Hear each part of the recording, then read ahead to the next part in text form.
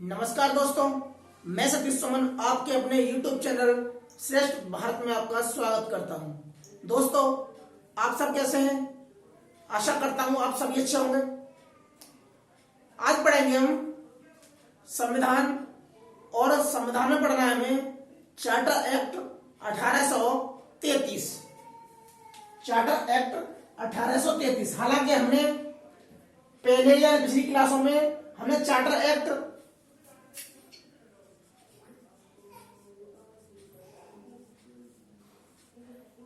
1793 पढ़ा हमने, जिसमें पढ़ा हमने कि इसके माध्यम से कंपनी का जो कार्यकाल है उसे 20 साल के लिए बढ़ा दिया। जब 20 साल के लिए बढ़ जाएगा तो उसमें हो जाएगा इसमें 13, यानी कि 1813 का अगला चार्टर एक्ट आएगा। फिर पढ़ा हमने कि इसमें भी कंपनी का जो कार्यकाल है 20 साल के लिए बढ़ा दिया गया। जब यहां 20 साल के लिए बढ़ेगा तो अब आएगा 1833। ये है हमारा चार्टर एक्ट 1833। इसमें यह प्रावधान हुआ, पहला प्रावधान तो यह हुआ कि कंपनी के कार्यकाल को 20 साल के लिए बढ़ा दिया गया। कंपनी के कार्यकाल को 20 साल के लिए पुनः बढ़ा दिया गया, यानी कि पहले बढ़ाया हमारा 1793 में बढ़ाया, फिर दोबारा कब हुआ, फिर दोबारा हुआ 1813 में हुआ, फिर 1813 में फिर 20 साल के लिए बढ़ाया, अब हुआ हमारा 1833 में। तो लिखना है हमें कंपनी के कार्यकाल को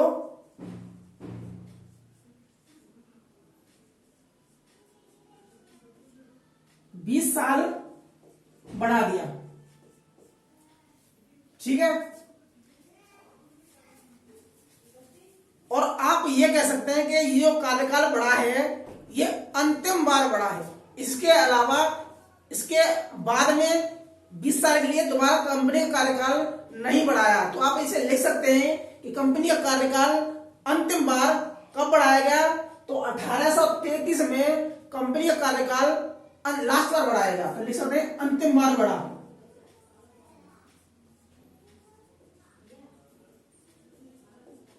बढ़ाया गया। ठीक है, अगला प्रावधान यह हुआ कि अब तक हमने पढ़ा कि बंगाल का एक गवर्नर जनरल होगा, और यह कौन सा एक्ट था? यह एक्ट था रेगुलेटिंग एक्ट।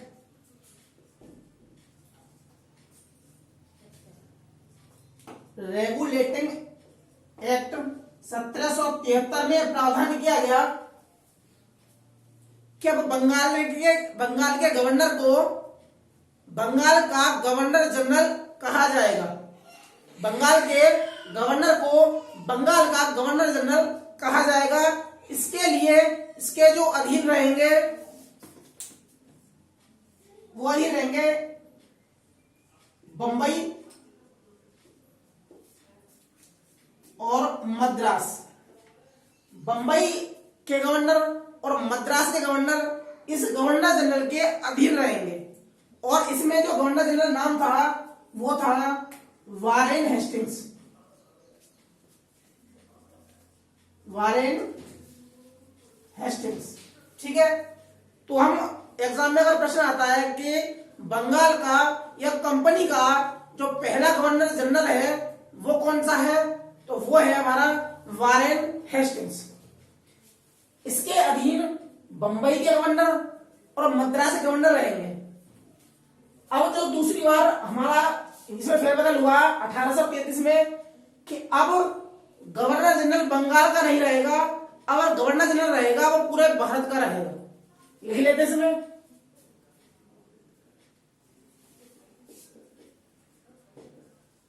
बंगाल के गवर्नर जनरल को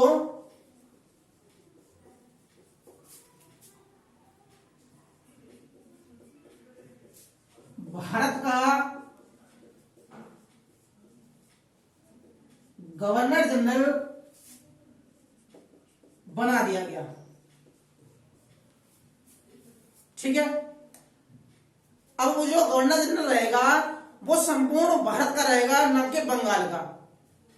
लेकिन बंबई के गवर्नर और मद्रास के गवर्नर जो को तो रहेंगे, लेकिन इनकी जो काम करने की पावर थी, विधि बनाने की जो पावर थी, वो खत्म कर दी गई। इसमें लिख लेते हैं बंबई और मद्रास के गवर्नर की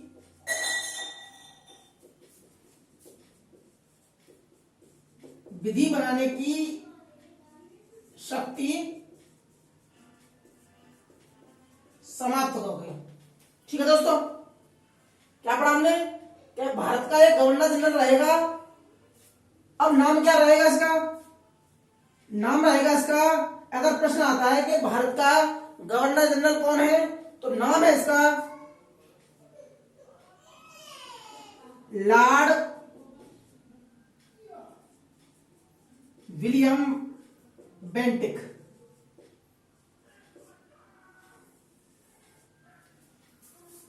तो ये रहेगा हमारा भारत का प्रथम गवर्नर जनरल। बंगाल का प्रथम गवर्नर जनरल कौन रहेगा? Warren Hastings. अब अगर प्रश्न इसमें अगर मोड़ के आता है कि बंगाल का अंतिम गवर्नर जनरल कौन रहेगा, बंगाल का अंतिम गवर्नर जनरल कौन रहेगा, तो यही रहेगा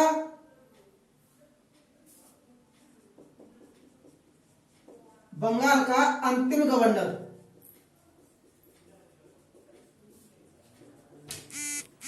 प्रश्न आता है कि भारत का पहला governor general William Bentinck, Bengal का अंतिम गवर्नर जनरल अगर भारत का पहला रहेगा और बंगाल का अंतिम रहेगा। ठीक है दोस्तों, बंगाल का अगर पहले आए तो वारेन हेस्टिंग्स। तो इसमें कई प्रश्न घुमा के पूछ लिया जाता है कि बंगाल का पहला वारेन हेस्टिंग्स, बंगाल का अंतिम विलियम बेंटिक, बंगाल का पहला जो भारत का पहला रहेगा वो विलियम बेंटिक रहेगा। ठीक है दोस्तों, इसमें क्या हुआ कि बंबई और मद्रास के गवर्नर की विधि बनाने की शक्ति छीन ली गई। अगला, जो कंपनी के व्यापारिक कार्य थे, हमने पढ़ा पिछली वीडियो में 1813 के माध्यम से कि कंपनी के जो काम होंगे, व्यापारिक काम और राजनीतिक काम, उनको अलग अलग कर दिया जाएगा। कंपनी के व्यापारिक काम और राजनीतिक काम को अलग अलग कर दिया जाएगा, जिसमें व्यापारिक काम कंपनी को दे दिया गया, सीओडी को, यानी कि कोर्ट ऑफ डायरेक्टर को, निदेशक समूह इस पर प्रबंधन करेगा। और राजनीतिक काम दे दिया, जो 6 सदस्यीय एक निकाय बनाया गया था, नाम था इसका बोर्ड ऑफ कंट्रोल। अब यहां क्या दिया, इसमें क्या जो व्यापारिक काम था कंपनी का,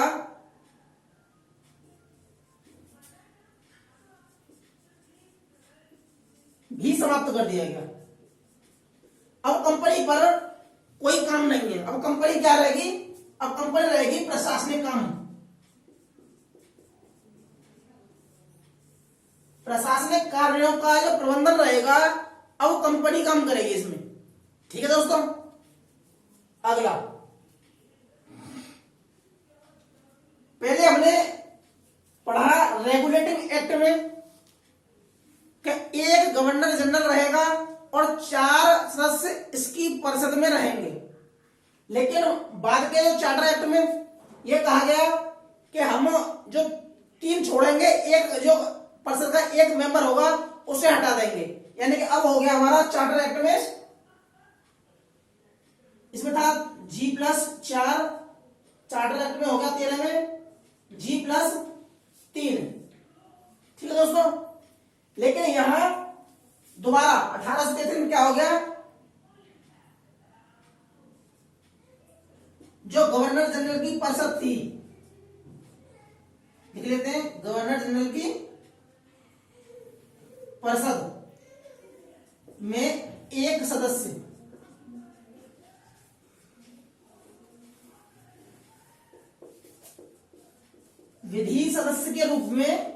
किया गया।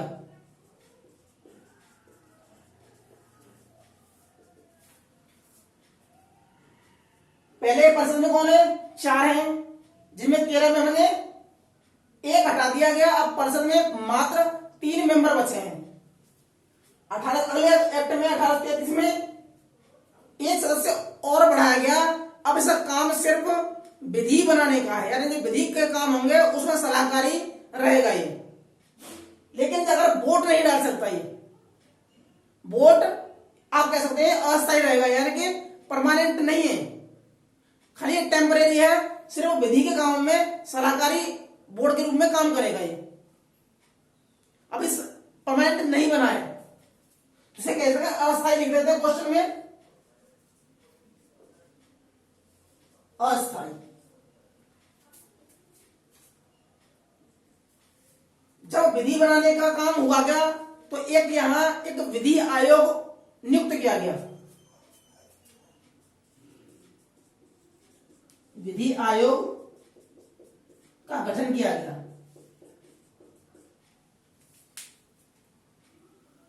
ऊपर से मिटा देते हैं दोस्तों।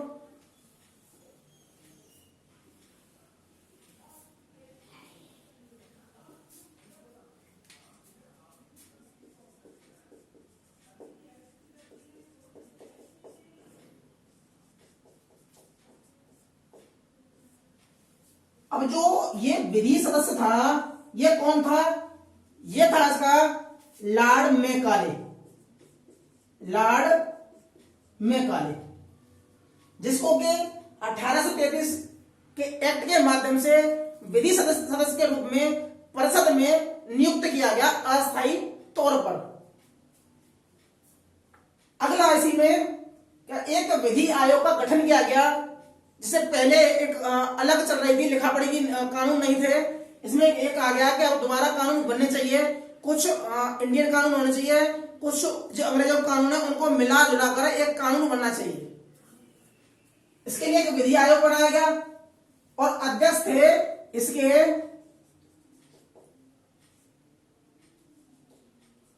Lord Macaulay.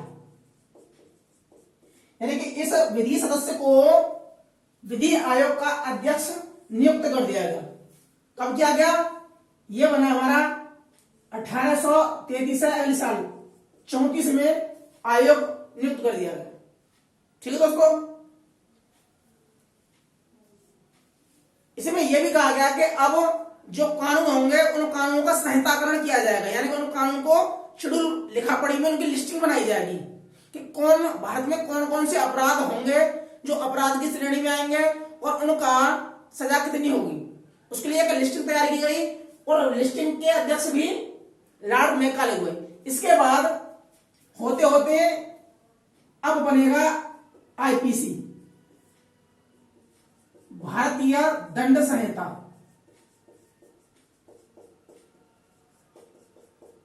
अगर प्रश्न आता है कि भारतीय दंड संहिता का जो मूल एक्ट है वो कौन सा है, तो वह है चार्टर एक्ट 1833। इसका जन्मदाता एक्ट माना जाएगा। आईपीसी का जन्मदाता एक्ट होगा वो होगा 1833। वैसे जन्मदाता आदमी कौन होगा, तो होगा लॉर्ड मैकाले। दोनों में अंतर है। अगर एक्ट जन्मदाता आता है तो 1833 का चार्टर है, अगर आदमी आता है तो वह है लॉर्ड मैकाले। इसके बाद 1860 में आईपीसी का लागू की जाती है। अगला इसमें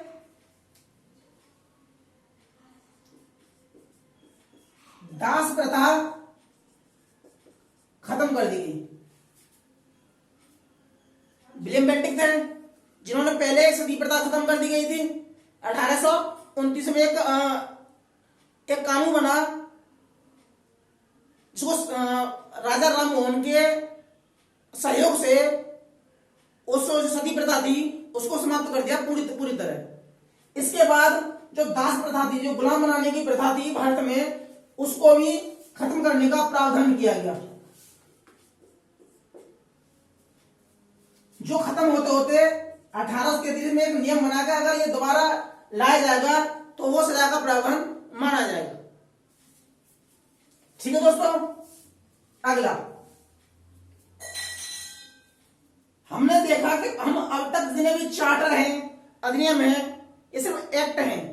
एक्ट नाम है लेकिन एक्ट बोला नहीं गया, इनको बोला गया विनिमय। यानी कि इससे पहले पूर्व के जो कानून थे वो बोले गए विनियमन। ठीक है, इसके बाद जो अब कानून बनाए जाएंगे अब कहे जाएंगे वो अधिनियम। अगर प्रश्न आता है कि अधिनियम कानून के साथ कब जोड़ा गया तो वह है 1833 का चार्टर एक्ट। अब यहां से पहले हम जो भी कानून बनते थे उन्हें हम विनियमन कह रहे हैं, लेकिन इसके बाद जो अब कानून बनेंगे उसे कहेंगे अधिनियम कहेंगे या हम एक्ट कहेंगे। ठीक है दोस्तों,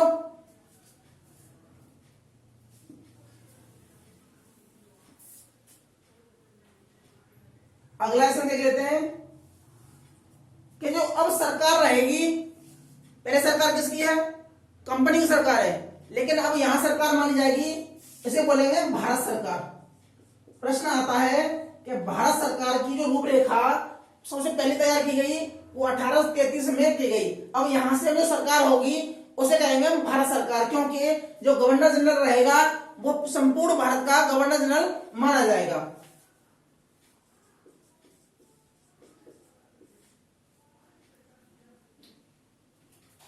जो गवर्नर जनरल की परिषद होगी उसे भारत सरकार कहा जाएगा।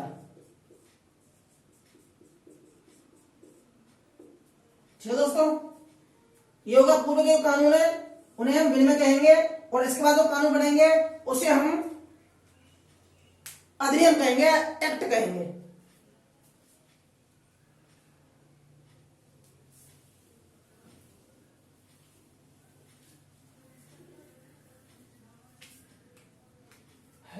अगला इसमें जो प्रावधान किया गया कि इससे पहले इसमें कहा गया कि धर्म,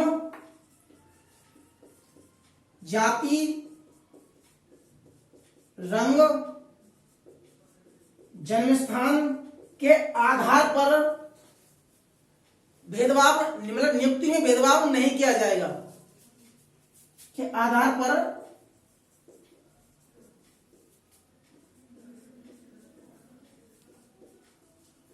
नियुक्ति में भेदभाव नहीं होगा। जो हमारे जो वर्तमान में जो संविधान में इसके जो आर्टिकल है 15 वो कहा गया हमारा चार्टर एक्ट 1833 में आ गया, जिसमें कहा गया कि अब जो नियुक्ति होगी वो धर्म के आधार पर, जाति के आधार पर, जन्मस्थान के आधार पर या रंग रूप के आधार पर, लिंग के आधार पर नहीं होगी। इसके लिए खुली प्रतियोगिता का आयोजन किया जाएगा। तो इसमें लिख दें खुली प्रतियोगिता।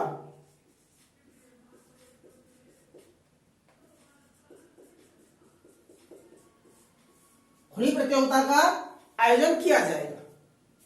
हालांकि जो परिषद थी, परिषद के मेंबर थे, उन्होंने इस बात को मानने से इनकार कर दिया, लेकिन यहां सिर्फ प्रावधान हुआ, लागू अभी नहीं हुआ। तो ये प्रावधान हुआ, ये अपने आप में बहुत कुछ है, लागू अगले में हो जाता है। हम पहले पढ़ चुके हैं इसी एक्ट में कि कंपनी का जो व्यापारिक काम था पूरी तरह समाप्त कर दिया। अब भारत में कोई भी आदमी व्यापार कर सकता है या रह सकता है। तो इसमें लिख लेते हैं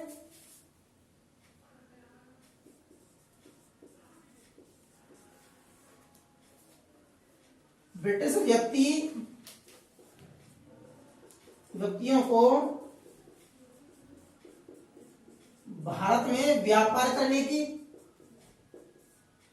और रहने की छूट,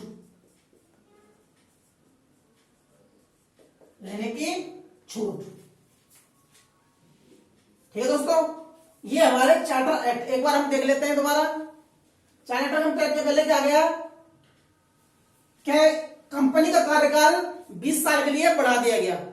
क्या इसमें कंपनी का जो कार्यकाल है वो 20 साल के लिए बढ़ा दिया गया है, यह अंतिम बार बढ़ाया गया है। दूसरी चीज, जो अब तक जो बंगाल का गवर्नर जनरल कहा जाता था, अब भारत का गवर्नर जनरल कहा जाएगा, और ऐसा करने वाला पहला भारत का गवर्नर जनरल माना जाएगा वो है लॉर्ड विलियम बेंटिक, जिसे बंगाल का अंतिम गवर्नर जनरल भी कहा जाता है। यानी कि बंगाल का अंतिम गवर्नर जनरल और संपूर्ण भारत का पहला गवर्नर जनरल कहा जाएगा। जो रेगुलेटिंग एक्ट के माध्यम से वारेन हेस्टिंग्स को बंगाल का पहला गवर्नर जनरल माना गया था, जिसके नीचे बंबई और मद्रास के गवर्नरों को कानून बनाने की छूट दी। लेकिन यहाँ वो दोनों गवर्नरों को या कोई भी प्रांत सरकार को कानून नहीं बनाएगी। कानून कौन बनाएगा? कानून बनाएगा भारत का गवर्नर जनरल या उसकी परिषद कानून बनाएगी। अगला इसमें कि प्रांतीय सरकारों के गवर्नरों को कानून बनाने की जो छूट थी समाप्त कर दी गई। कंपनी के जो व्यापारिक काम थे वो पूरी तरह समाप्त कर दिए गए। अब भारत में कोई भी ब्रिटिश का आदमी व्यापार कर सकता है और रह सकता है। ठीक है दोस्तों।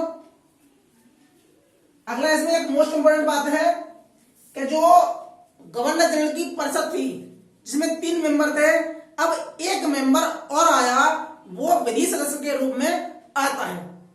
ऐसा करने वाला जो पहला मेंबर था उसका नाम था लॉर्ड मैकाले, जिसको 1834 में विधि आयोग का अध्यक्ष बना दिया जाता है, जिसके अधीक्षण में एक कानून बनता है।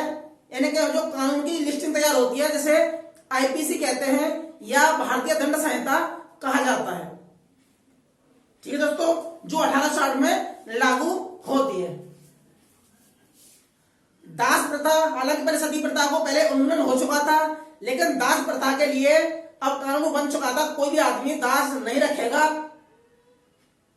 सिर्फ काम करवा सकते हो, उसे बेघर पे या एक जबरन दास नहीं रखा जाएगा। इसका उन्मूलन हुआ 1843 में। करते करते 43 10 साल और हो जाते हैं कानून बनाने के लिए। अगला इसमें यह हुआ कि जो पहले के जो कानून थे उनमें उन्हें क्या कह रहे हैं, विनियमन कह रहे हैं। लेकिन जो अब के कानून होंगे उन्हें हम क्या कहेंगे, या तो अधिनियम कहेंगे या इन्हें एक्ट कहेंगे। और जो सरकार होगी, अब सरकार हम भारत सरकार कहे जाएंगे। यहाँ के बाद जो भारत सरकार की परिकल्पना है वो शुरू होगी। ठीक है दोस्तों, तो ये था हमारा आज का टॉपिक, चार्टर एक्ट 1833। अगर आपको वीडियो अच्छी लगी हो तो उसे लाइक कीजिए, शेयर कीजिए, सब्सक्राइब कीजिए, और जो बगल में जो बेल आइकन है उसे भी क्लिक कर दीजिए, ताकि हमारी हर वीडियो का नोटिफिकेशन आप तक पहुंचता रहे। मिलते हैं हम अगली वीडियो में, तब तक के लिए जय हिंद, जय भारत।